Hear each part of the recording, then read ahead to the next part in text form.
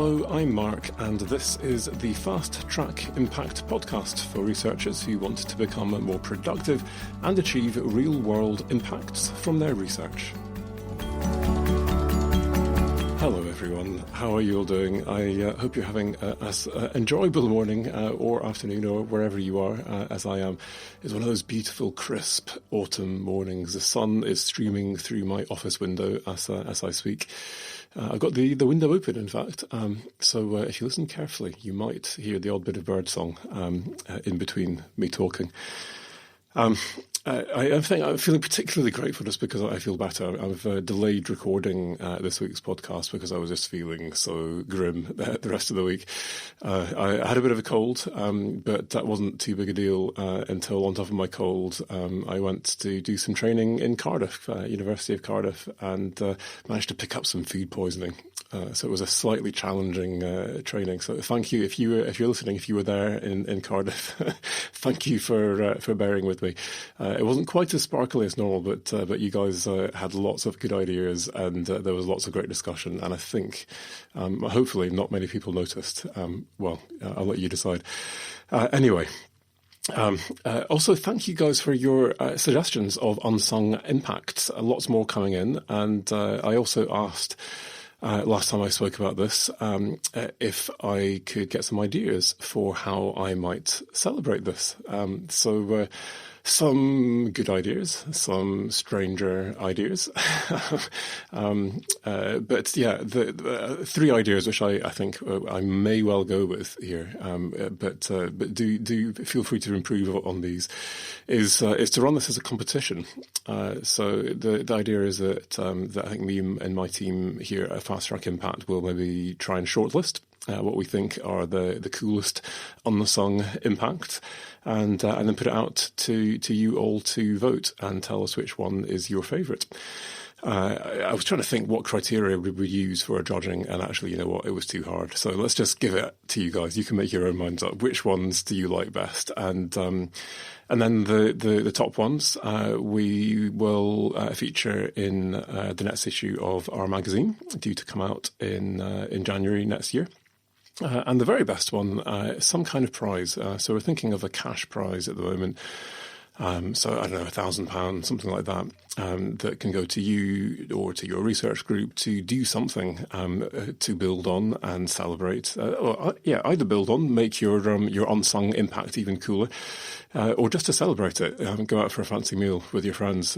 That's a very fancy meal for £1,000. But that's our idea so far. And also, I've been discussing with Jen Chubb, who is one of my long-standing collaborators, who trains with Fast Track Impact, and she was at a training, and she actually came up with this idea of unsung impacts after she met someone who had, if I remember this rightly, they'd worked with a violinist, so a professional violinist.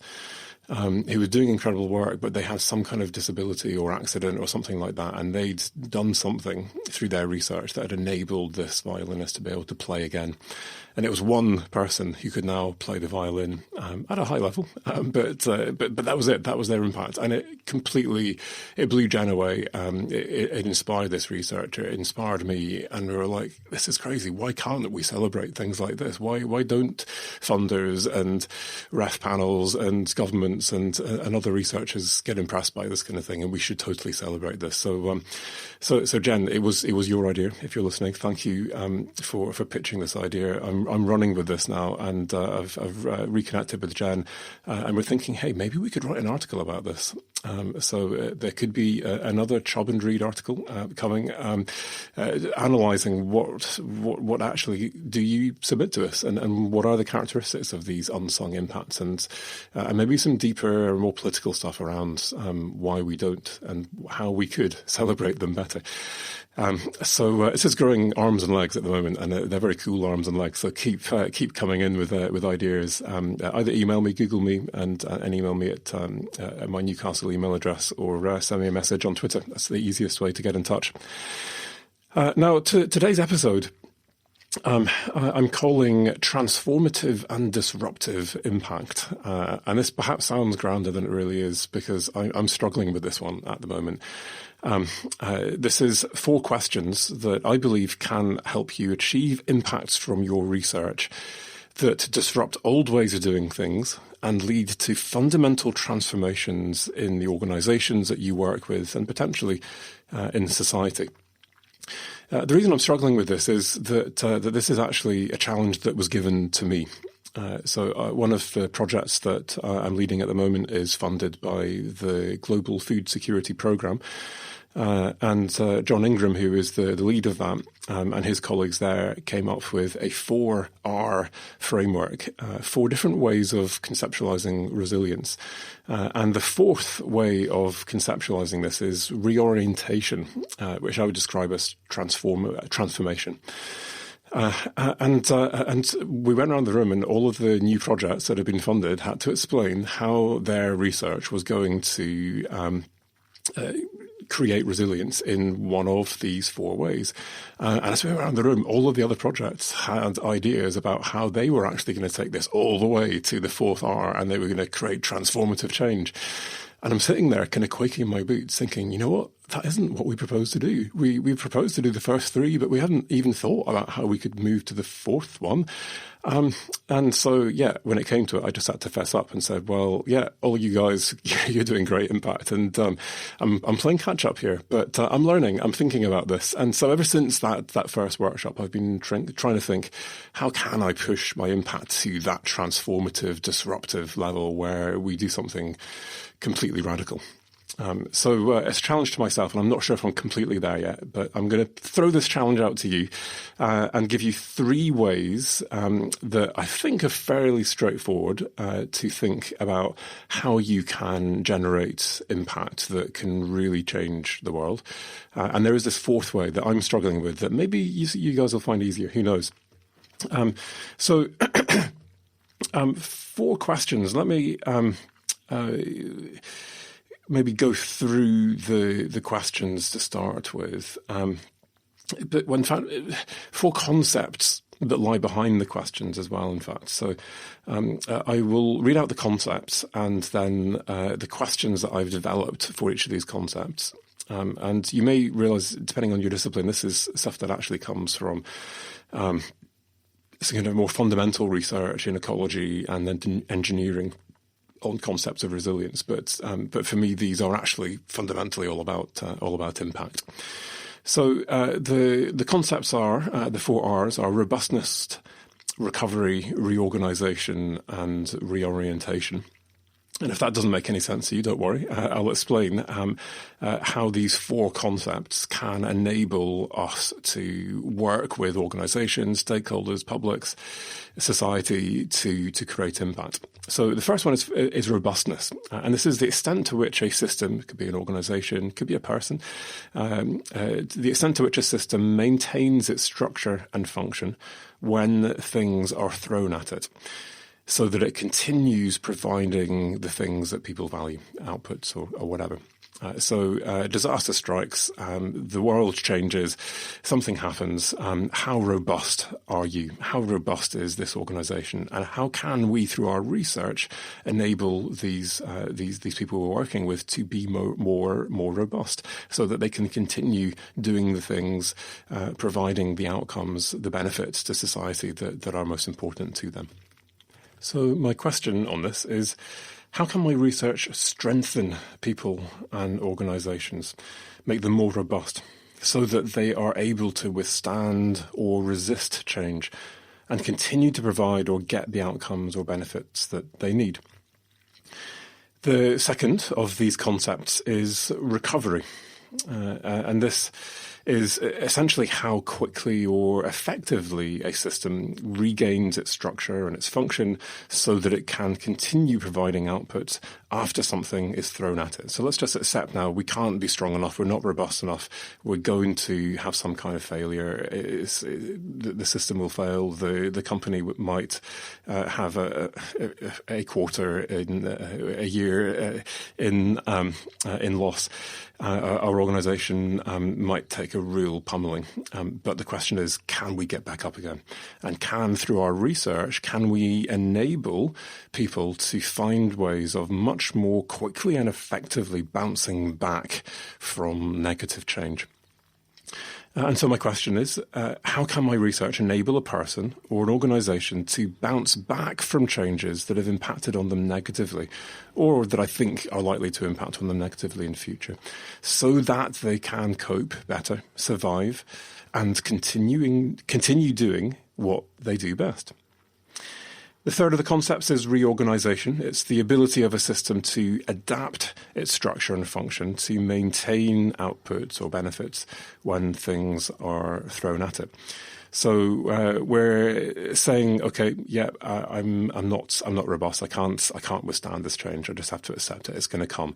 And you know what? When it comes, I don't think this is something that we could actually bounce back from very quickly or easily.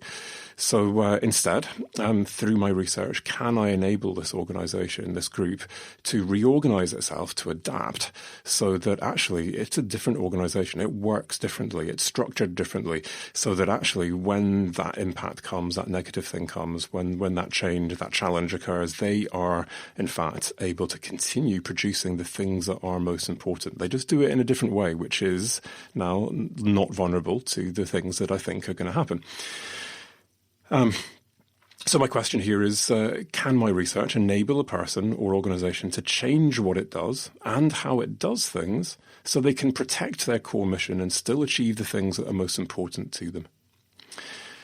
The fourth of these 4 R's is reorientation. So the system is transformed into something that is structured and or functions in new ways, delivering new outputs that are valued as much or more than previous outputs.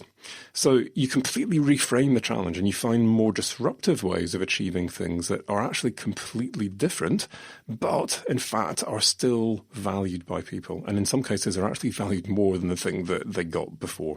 So you're thinking completely differently now. This is this idea of transformation and the thing that I'm struggling with. So the question here is, how can my research enable people to look completely differently at old problems or disrupt old ways of doing things so that people and organizations can do completely new things in new ways that are actually valued more than the old ways of doing things and the things that they produced? Now, theory is good, but let's do some practice here. I think to make this make sense and to make this workable, I'm going to give you a couple of examples. So I'm going to do this in 2 ways, actually. So first of all, I want to go through these 4 concepts and show how you can make impact from research that achieves each of these 4 kind of modes of impact. And I'm going to give you a business example, and I'm going to give you a policy example. As I've done in previous episodes, I'll draw on some of my own experiences, just because that's easy, sorry. But this is where you get the rich kind of lived reality, hopefully, as well. So my business example will be my own business, Fast Track Impact. My policy example is going to be from my PhD research, where I was working with the government of Botswana from work I was doing in the Kalahari Desert in southern Africa. And I was also working with a UN project in my PhD. So we'll have a look at those 2 examples and I'll explain exactly how you might actually generate impact in these 4 very different ways. So robustness, the idea that you strengthen, you make an organisation, a group of people more strong and robust so that they can resist whatever gets thrown at them. My question was, how can my research help that organisation become more robust so they can resist and change and maintain what's important to them in a changing world? For business, this is Fast Track Impact, and our challenge is that we have a cliff edge in front of us. So at the moment, we do the majority of our training in the UK, and there is a government-funded process where every 7 years universities get evaluated on their impact now. as well as other things. And so everyone is madly dashing towards the current deadline in 2020. And once that deadline is over, well, hey, who needs to bother about impact anymore? So I don't know if this is the cliff edge, but I'm preparing for the fact that everyone might be just so sick of impact after having submitted all of these impact case studies that they don't want to hear of me or fast track impact ever again. And so the first attempt that we made on thinking, well, how could we become strong enough, robust enough that we can withstand a change like that, was to say, well, maybe strength is size. So we need to become as big as we can. We need to try and turn Fast Track Impact into a multinational company through franchising. And now that means that if some franchises fail, it doesn't matter. There's plenty others out there. And in fact, if the UK franchise ends up failing, then, hey, we've got other franchises and we survive, we reinvent ourselves. We're okay. As a company, we're big enough, we're strong enough that we can withstand those kinds of impacts. And it doesn't really matter how much the world changes around us. We're big enough, we're strong enough. In policy terms, then, this is a situation in southern Africa where you are in a desert. This is the Kalahari Desert. There's not a lot of water. But the second biggest export from this country, second only to diamonds, is beef. It's cattle. So we've got a thriving industry. And farmers are desperate for water to water their cattle. There is vegetation, but they just need water so that their cattle can drink in the desert. And so the policy is quite simple. We drill lots of boreholes and we access this fossil ground water. And now we can grow our cattle industry, we can grow exports, our farmers are happy, our communities are happy, fantastic. So we've got a really strong and vibrant agriculture industry. Now, hopefully you're seeing the flaw in the plan, because a strong can, of course, very often be brittle as well. And the next of these ways of enabling people to generate impact by becoming more resilient is that you enable them not just to be strong, but to be flexible. And so my strong multinational company is now exposed to a whole load of international market forces and other things that I've got no idea about. And actually, we have a fossil water resource which is going to run dry at some point, and your incredible strong agricultural sector can suddenly crash and burn as soon as the water runs out. And in addition to that, you've also got the challenge that your cattle are still on the ground trying to eat every morsel of grass or bush or whatever they can find during droughts. And you've got plenty of water for them to drink. You just bring in some extra feed, and actually they trash the land so that when the rain does come back, the grass doesn't come back, and actually you've trashed this permanently. And so what felt like it was a very strong strategy, in fact, is actually creating a bit of an environmental and social disaster for you. So that was my PhD in a nutshell. So how do you get around this? We need to think beyond strategies for just making people stronger and better able to resist change. Change is going to happen, and there will always be circumstances where that change overcomes us. So we need to think about how we can move from robustness to recovery, and enable organizations and people to bounce back from changes that have impacted on them negatively, or that we think will impact on them negatively, to help them cope better, survive, and continue doing the things that they do best. So in business terms, I might get myself some insurance that will manage to help us cope as a company if I get sick, because actually, you know what, let's not go with this whole multinational franchising scary thing, which means it's just me, and there's a limit to what I can do. And of course, if I get sick, whether it's food poisoning in Cardiff or something more serious, then we've got a problem. So we have insurance to cover that. We've got insurance if I say something inappropriate on my podcast, and someone tries to sue me for defamation. if we have to contract the size of our company drastically, actually a lot of the people that we work with are in fact freelancers. They may be academics who do stuff on the side. They may be consultants who work for multiple people. And actually we are still able to keep our core staff and keep doing what we do best. And just reduced our outgoings by stopping working with some of those other people, and hopefully they find other people to work with. So not ideal, but we have ways and means of flexing to disaster as a company, and actually small is beautiful when it comes to being flexible. Now, in policy terms, my example is that instead of extending and expanding the cattle industry as far as you possibly can to get more and more exports and more cattle on the ground, actually you keep this capped. So there are going to be social impacts of closing boreholes. Let's just try and do things as sustainable as we can with what we've got, but let's just put a halt to expanding this any further. And let's get back in touch with some of the old, ancient ways in which people who used to keep livestock before there were, in fact, boreholes, how they actually did things. And so what they used to do was, well, they would just move around the landscape to wherever there was rain.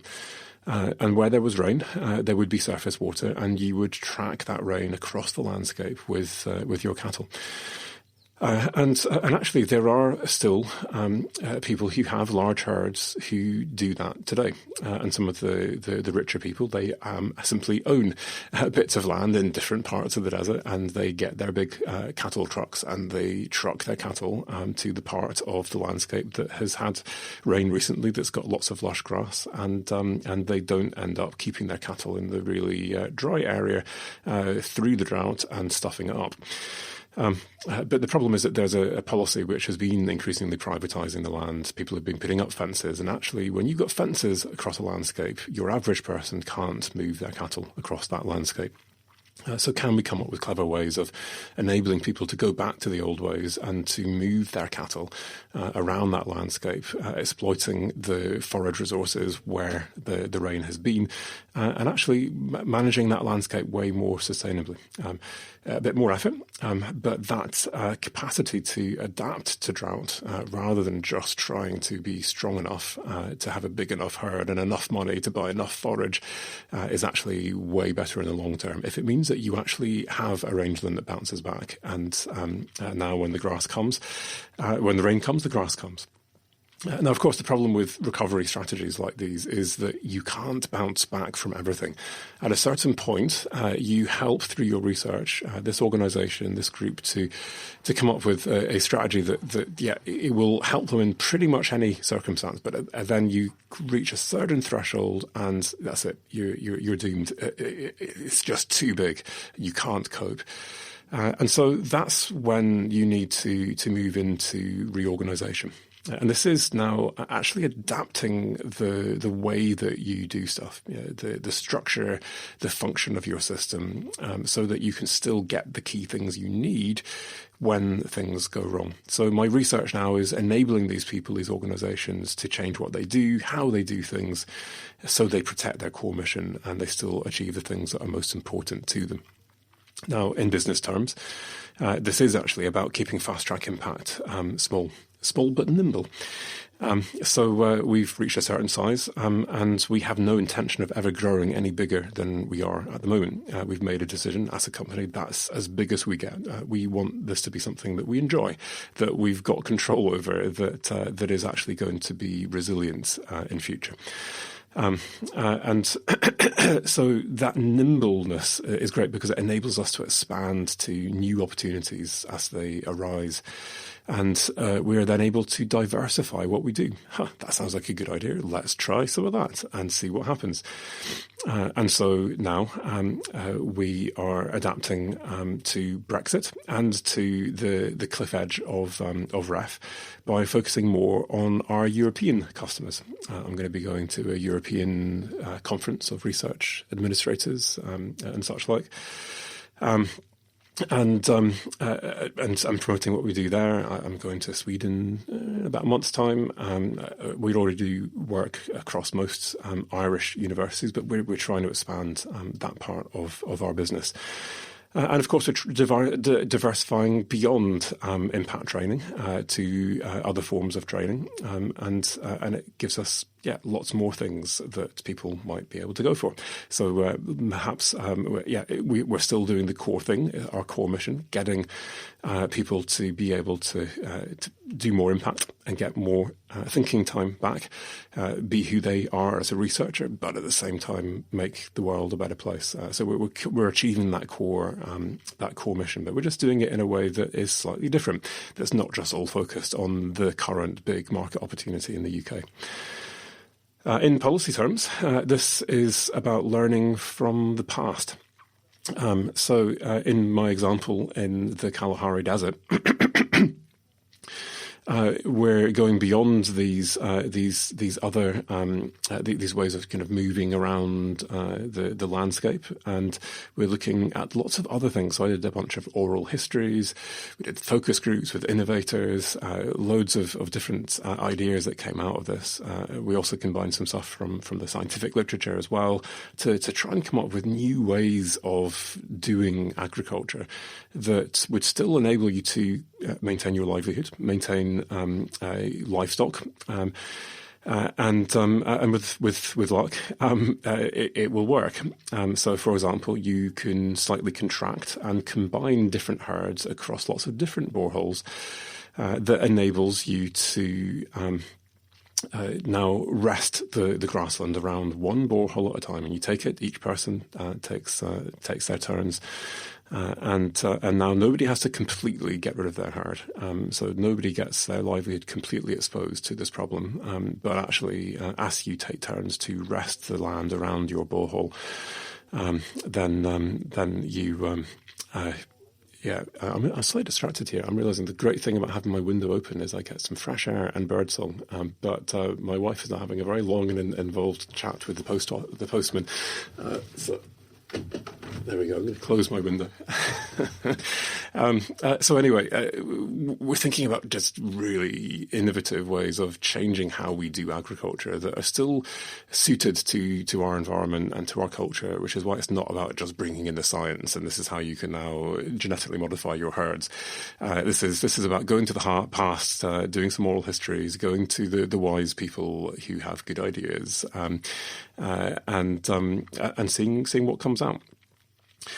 Now, the problem with these adaptive strategies, which are about reorganising, is that again there is a limit to the extent to which you are able to adapt. And at a certain point, you run out of options, and this is the problem that I'm hitting up against now. So, what do you do when I've got a few ideas here? I can help people to become stronger, to be more robust, but no, it's not enough. I've made them brittle, and they've actually failed even more badly than I expected. Well, okay, I've enabled people now to recover. They're more flexible. They bounce back, and they can bounce back much more rapidly and effectively than they might otherwise have done as a result of my research. Again, there is a limit to what you can bounce back from. I help them reorganize, and actually now they are able to do things differently so that they can cope with whatever gets thrown at them. But again, there's a limit to what you can actually cope with. And so the final step is to say, well, what about if I enable people to reorientate or transform this system into something new that's structured or that functions in new ways so that you still get stuff that you value. It's just different stuff. So you're completely reframing the challenge now, and you're finding more disruptive ways of achieving things that are different, but that are valued more. In business terms, for Fast Track Impact, this is, for me, about reinventing ourselves as a company. That is as much about productivity as it is about impact. Because for me, what I've realised over the years of training is that the number one barrier, number one reason why people don't do impact is time.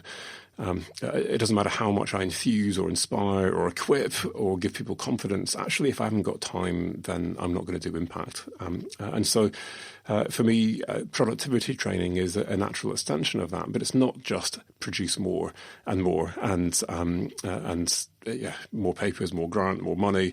It's actually about productivity so that we can do cooler stuff. So I get more productive, which means I'm more efficient, which means I get work-life balance. It means that I get thinking time. It means that I get to actually do the stuff that I love most and re-motivate and reignite my passion.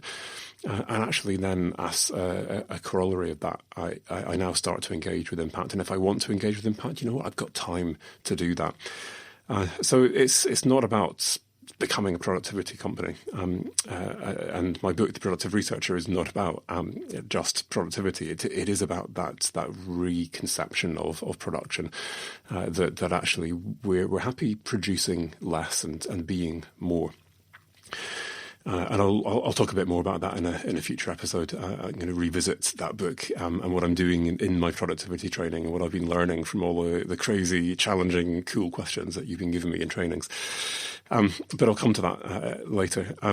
And so this is about the kind of the deeper outcomes of impact training, and motivating and inspiring people to reframe their relationship with work so they've got time and permission to be curious and to think more, as well as doing the basics, like, for many of us, doing more impact. So we've reached a point in our company where demand has very much outstripped supply for our face-to-face trainings, and so that is another challenge. And so for us, this is also now about transforming our mode of delivery.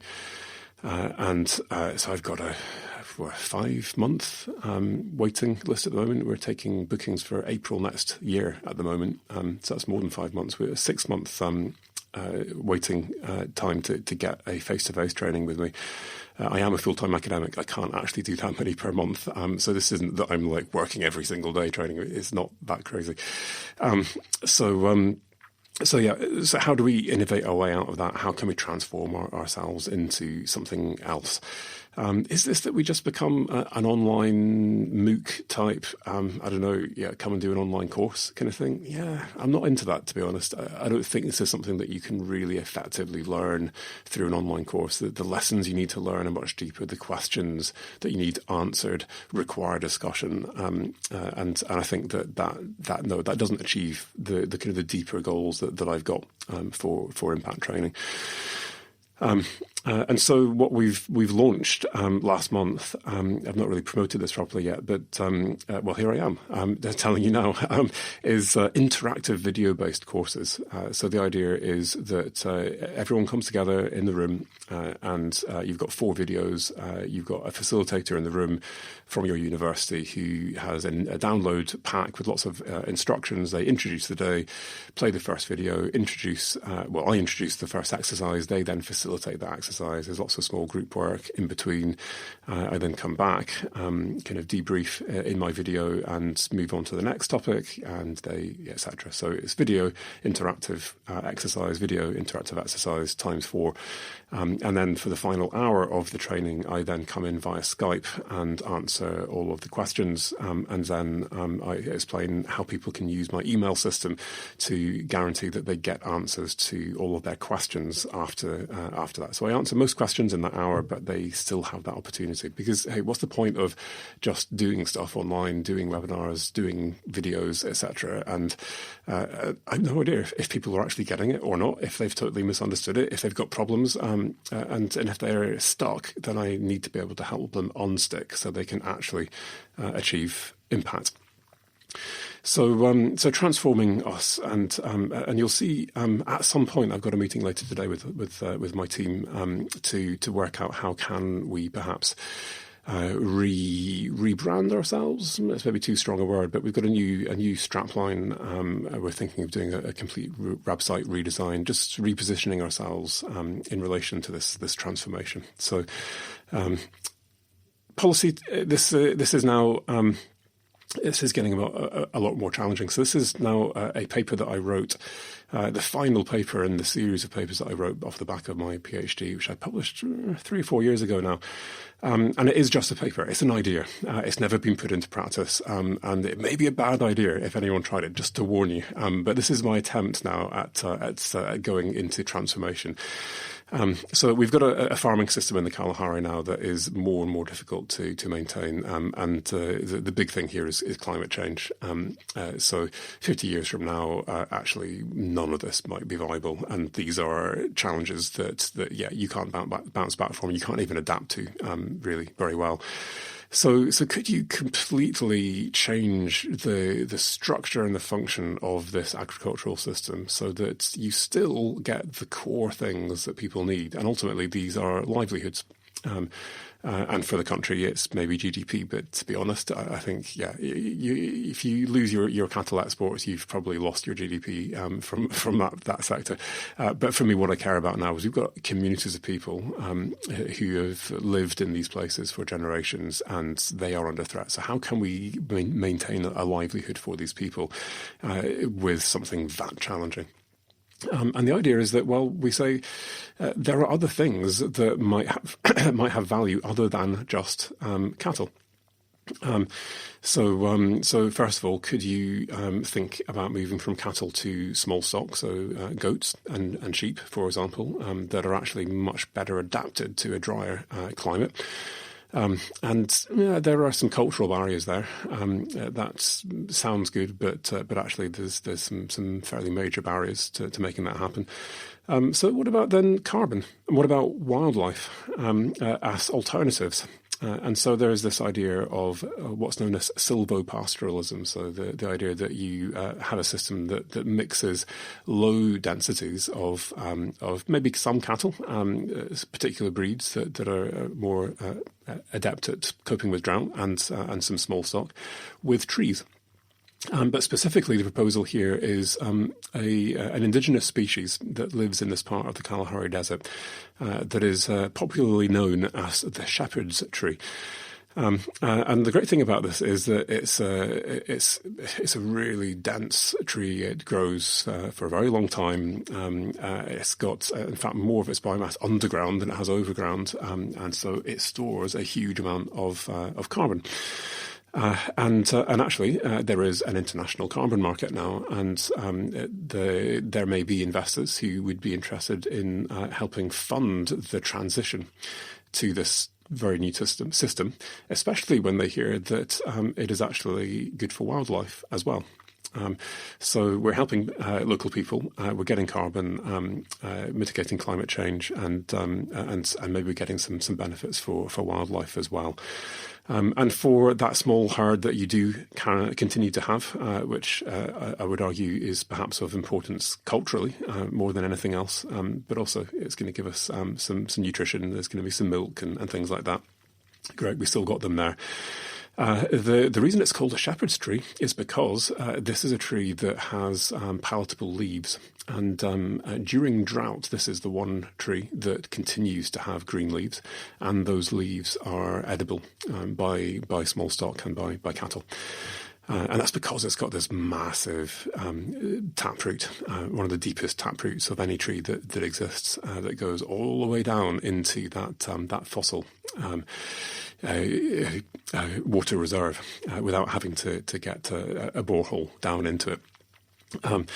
And so actually you are able now to maintain that way of life, that culture, and you've got enough of an income stream, hopefully, through the through carbon and perhaps through wildlife, depending on how much wildlife you get back and how many tourists you can get.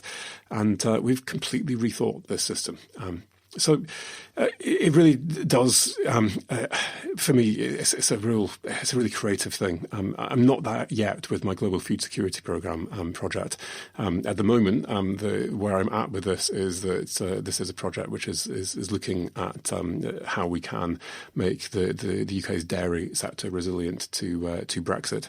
And how, hey, Brexit is my transformation. Brexit may actually transform the face of farming.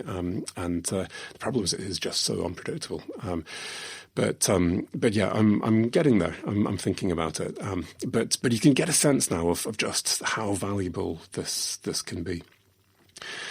I've spoken for quite a while now, and I'm kind of thinking there's another element to this, and I'm going to do a part 2 of this because you've got limited time, and you've probably given up a specific amount of time to listen to this podcast. Because what I've been thinking about as I've been thinking through these different ways of thinking about impact as different forms of resilience is actually how you can apply this to personal resilience. And actually, I think that there are some really important and deep lessons for us as researchers in terms of how we can apply this theoretical framework, this thinking, to our own ability to resist or recover from or adapt to grant rejection, paper rejection, the fact that I pitched my book and everyone hated it, or I published it and I got horrendous reviews. I feel humiliated now. Rejection is just part of academic life, and we all have to be resilient to this. And so I want to maybe have a look at that as one application of this. How can we become more resilient to failure? And potentially transform ourselves to feed off of this and to transform this into something really empowering and good.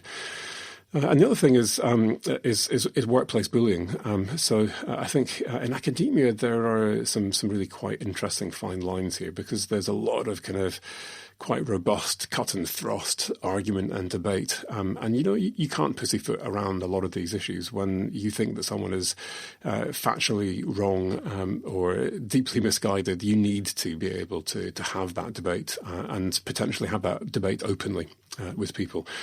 And that cut and thrust of academic debate can sometimes cross a line and very subtly start to turn into something that feels quite intimidating, that feels quite humiliating. And at what point does that actually turn into bullying? And I know many people who struggle with things that they're not willing to quite call bullying, but actually when I look at the impact it's having on them, I would absolutely call bullying. And I've myself experienced workplace bullying from my PhD through pretty much every job that I've had. Am I just, I don't know, do people just target me? Who knows? So let's have a look at this in a part 2, because I've run out of time now as well, to be honest. I meant to be calling someone, and you've run out of time. So part 2 is going to be on personal resilience, applying this stuff to your personal life as a researcher. So enjoy when I get around to that. And enjoy the rest of your week. Have a fantastic one. And do please apply this stuff. Think about those questions. Write them down. I'll maybe put them into the show notes so it's easy. You can copy and paste them into a note on your phone or something, and just meditate on them. How can I, through my research, enable people to become more robust, to recover more effectively from things that go wrong, to reorganize and to adapt, and to reorientate, transform, or disrupt, so that what I do in my research can have incredible impact.